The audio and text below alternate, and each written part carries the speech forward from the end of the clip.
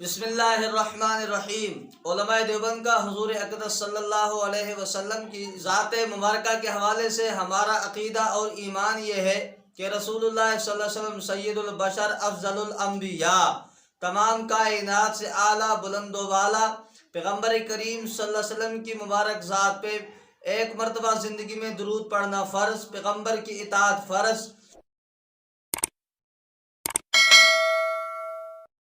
پیغمبر کریم صلی اللہ علیہ وسلم کی تابعداری امت پر فرض ہے۔ پیغمبر کریم صلی اللہ علیہ وسلم کی دل و جان سے احترام اور پیغمبر کریم صلی اللہ علیہ وسلم کے بتائے ہوئے راستے پر عمل کرنا دین کی ضروریات میں سے سمجھتے ہیں۔ حضرت پیغمبر کریم صلی اللہ علیہ وسلم کی ولادت با سعادت کے حوالے سے اہل بدعت کا ہم پر اکابرین علماء اہل سنت والجماعت علماء دیوبند پر یہ اعتراض ہمیشہ ہوا کرتا ہے۔ یہ اعتراض کرتے ہیں کہ رسول اقدس صلی اللہ علیہ وسلم کی ولادت با سعادت کی خوشی دیوبندیوں کو نہیں ہے، جبکہ ہر گھڑی، ہر گھنٹہ، ہر سال، ہر مہینہ، ہر ہفتہ، ساری زندگی ہمیں پیغمبر کریم صلی اللہ علیہ وسلم کی ولادت کی خوشی ہے۔ لیکن خوشی کرنا کیسی ہے وہ ایک الگ بات ہے کہ جس میں پیغمبر کریم صلی اللہ علیہ وسلم کا طریقہ ہو اسی طرح خوشی اور غمی کرنا چاہیے۔ تو اہل بدعت کا یہ اعتراض کہ یہ خوشی خوش نہیں ہوتے، ہمارا تو عقیدہ یہ ہے پیغمبر کی ولادت پہ شیطان خوش نہیں ہوا تھا، شیطان خوش نہیں ہوتا، پیغمبر کی ولادت پہ اہل ایمان تو خوش ہوا کرتے ہیں۔ اور اسی طرح ملتی جلتی ہوئی عبارت ہمارے اکابرین نے، علامہ خلیل احمد سہارنپوری رحمہ اللہ نے المہند علی المفند علماء دیوبند کی متفقہ دستاویزی کتاب کے اندر لکھی، آپ کے سامنے پیش کرتا ہوں۔ یہ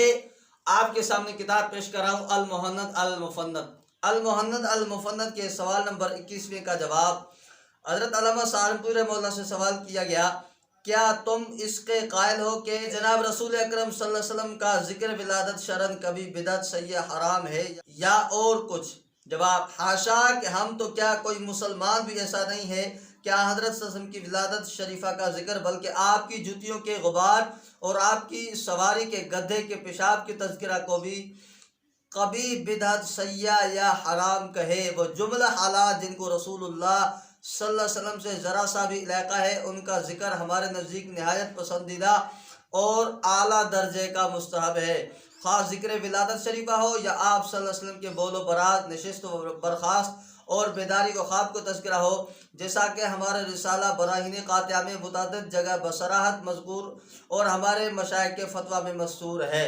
دیکھیں حضرت سہارنپوری رحمہ اللہ نے یہ وضاحت کر دی کہ ہم پیغمبر کریم صلی اللہ علیہ وسلم کی ولادت کا تذکرہ کیا، پیغمبر کریم صلی اللہ علیہ وسلم کی بول و براز کے ذکر کو بھی اپنا ایمان سمجھتے ہیں۔ تو یہاں سے پتہ چلا کہ ہمارے اکابرین علماء اہل سنت والجماعت کیا پیغمبر کریم صلی اللہ علیہ وسلم کی ولادت پہ خوش نہ ہونا اہل بدعت کا جو یہ مشہور اعتراض ہے یہ بالکل باطل اور لغو ہے۔ اور حضرت سہارنپوری رحمہ اللہ کی کتاب جس پر تمام اکابرین علماء اہل سنت والجماعت کے دستخط ہیں، اس کتاب کے اندر یہ بات واضح ہو گئی کہ رسول اقدس صلی اللہ علیہ وسلم کی ولادت پہ ہم خوش ہوتے ہیں۔ دوسرے نمبر پہ کتاب ہے یہ فتاوی رشیدیہ، فقیہ النفس حضرت مولانا رشید احمد گنگوئی رحمہ اللہ کی۔ اس فتاوی رشیدیہ کے صفحہ نمبر 237 پہ ہے، اس عبارت حضرت رحمہ اللہ جواب دے رہے ہیں، اس عبارت سے نفس ذکر ولادت کی اباحت و سرور کا جواز معلوم ہوتا ہے، نفس ذکر ولادت مندوب ہے، یعنی رسول اقدس صلی اللہ علیہ وسلم کی